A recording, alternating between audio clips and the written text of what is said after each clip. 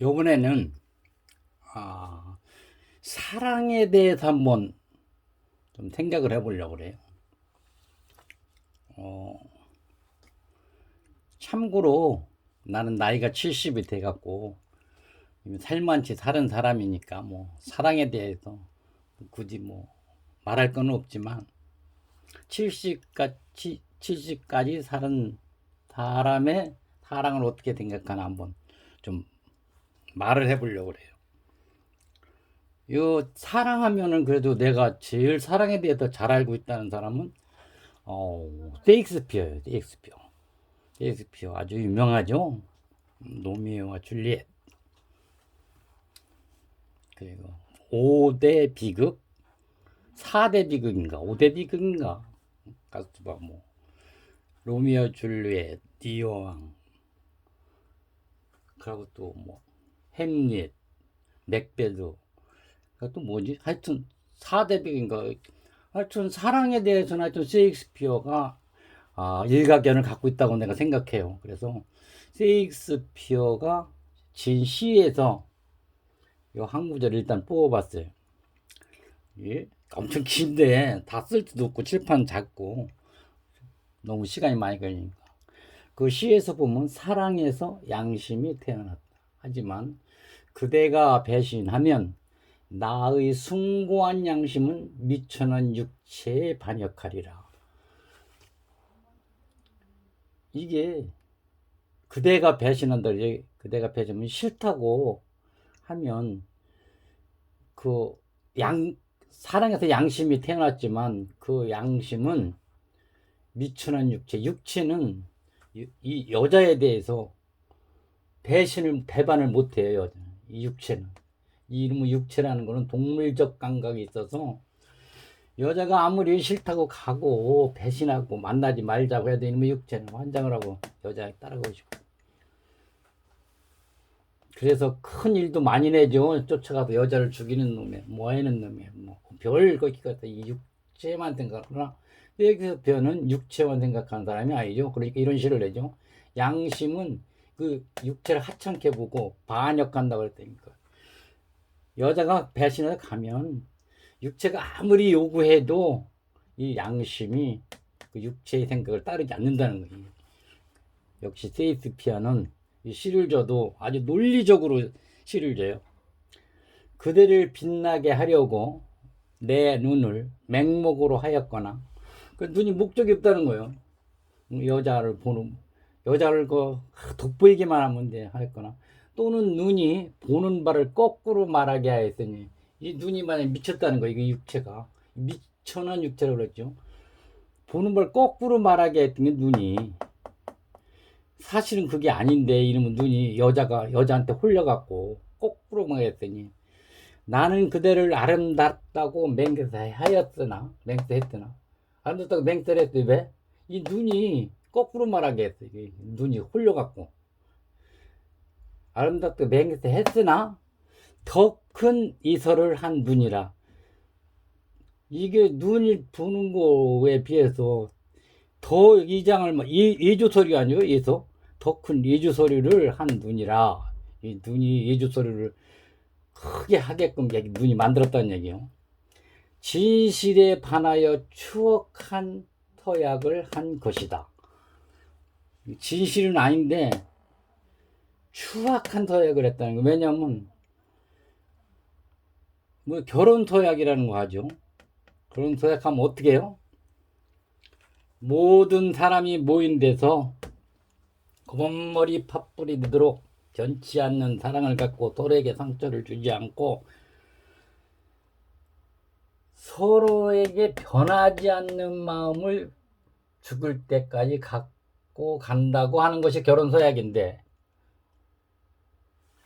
지금 이혼하는 걸 보면 뭐예요 도대체. 이혼이 지금 거의가 절반을 하면 이 서약 절반은 50%는 뭐 이혼한, 이건 그러니까 첫 결혼에 한 50% 가까이 이혼을 한다는데, 거기다 재혼, 사혼 이런 것까지 합하면 이 이혼율이 굉장히 많은 거야 이게.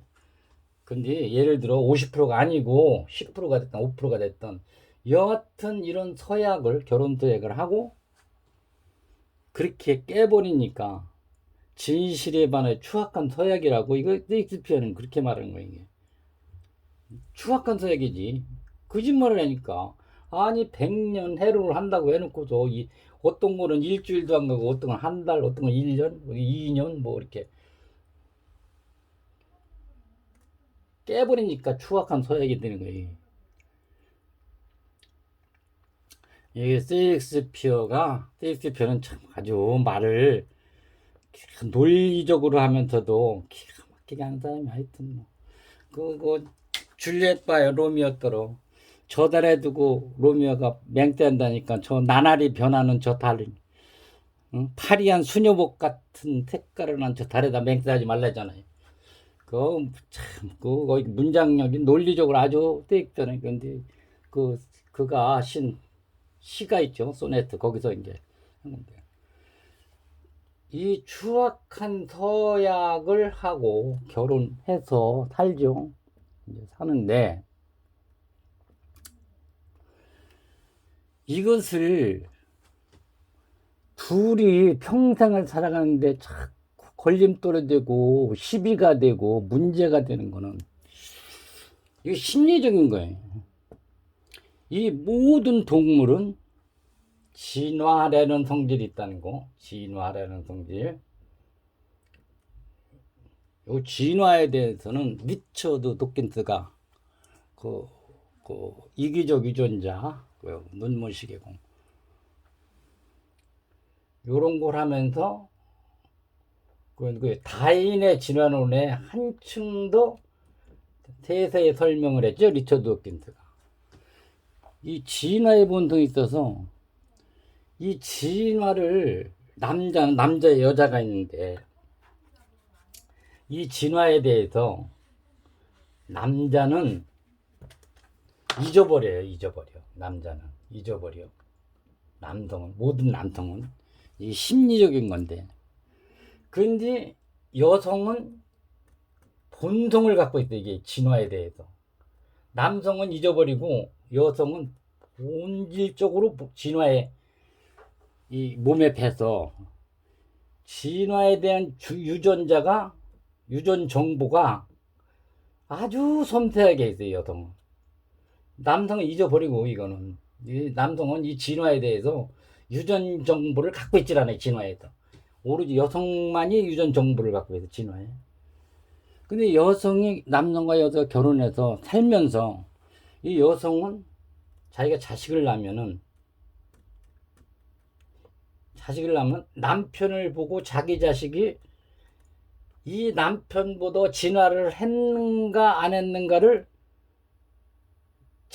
자기도 모르는 본성 유전 정보에서 확인을 해요.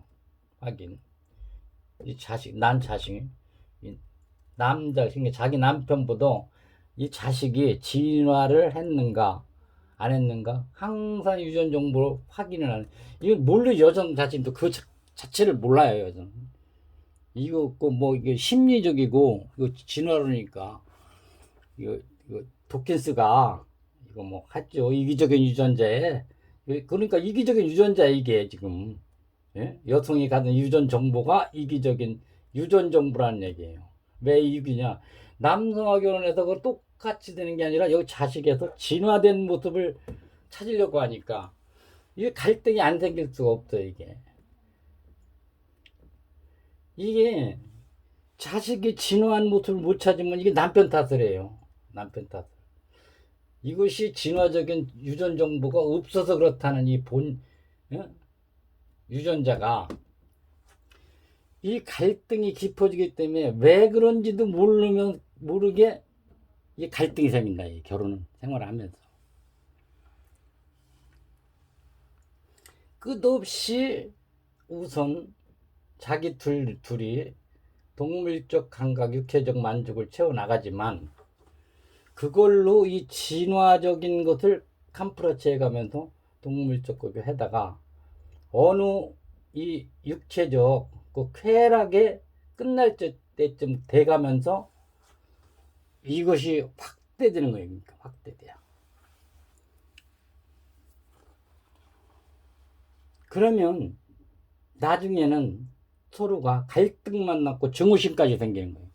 이 본성에 반한 증오, 진화의 본성을 있지만 그 이기적 유전자를 갖지만 그것이 육체적 쾌락이나 현실의 생활을 위해서 참고 살면서 뭐가 있냐면 본성에 관한 증오심이 쌓인다는 거죠.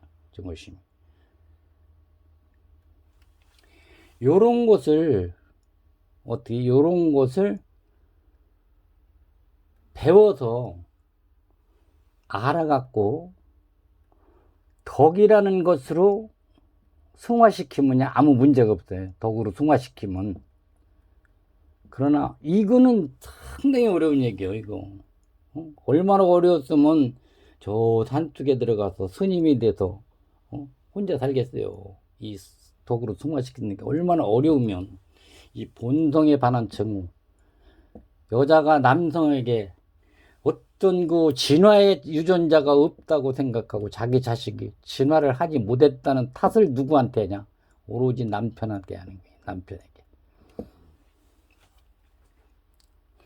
그래 결국은 부부 갈등이 조성되다가 나중에 둘이 육체적인 쾌락도 없고 현실의 의식주 밥 먹고 살거는 마련되면은 서로가 볼 일이 없어지죠. 볼 일이. 서로가 볼 일이 없어져. 결국은 뭐냐? 황혼이혼을 들어간다. 황혼이혼. 그러니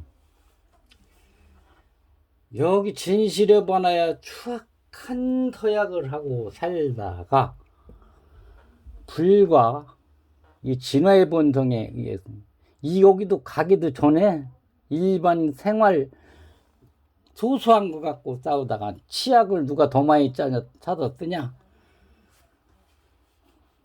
아니면 밥을 누가 더 어떻게 불쾌하게 밥을 먹냐? 이런 걸로도 이혼을 하지만 가면서 이 진화의 본성이 발동을 해서 증오심이 쌓이면서 살고 계속 살다가 덕으로 승화를 시키지 못하면 결국은 갈등이 생겨서 황혼 이혼을 한다 이거죠. 그리고 나중에 허물을 가슴에 안고 세상을 하직하는 거죠. 허물을 가슴에. 요것이 내가 보는 일반적인 사랑이에요. 사랑. 셰익스피어는 참 사랑에 대해서 참 셰익스피어 시를 보면 이제 사랑에 대해서 너무나도 논리적으로 조목조목이 했기 때문에 셰익스피어 시를 맛보라면 다른 시를 보는 게 싱거워 갖고 다른 시를 보는 게 싱거워. 이 셰익스피어 시. 사랑에 대해서도 너무 논리적으로 하기 때문에 그 다른 사람도 이 루크레티우스도 상당하게 시가 현실적이고 섬세하죠. 셰익스피어도 그렇고 섬세하게 시를 쓰는데 그 사랑이라는 거를 셰익스피어의 그 시 중에 그 소네트 거기서 한번 말을 해봤대요. 그리고 이 사이가 사랑을 해서 황혼에 이르기까지 이렇게 이것이 허무한 가슴을 안고 죽지 않으려면 본성에 반한 증오심을 덕으로 다 승화시켜 갖고 모든 거를 이걸 없애야 돼. 이런 걸 없애야 죽을 때 황혼이혼 안 하고 그냥 사랑은 없지만 인간에는 살아있어야 된다는 게 인간에 같은 인간이기 때문에 허물을 가슴에 안고 죽는 것보다는 잘 살았다 그냥 여행을 잘했다 이렇게 하고 죽는 것이 현명할 것 같아서 내가 한번 해봤어요. 이것으로 마치겠습니다. 다 끝까지 보여주셨다면 대단히 감사합니다.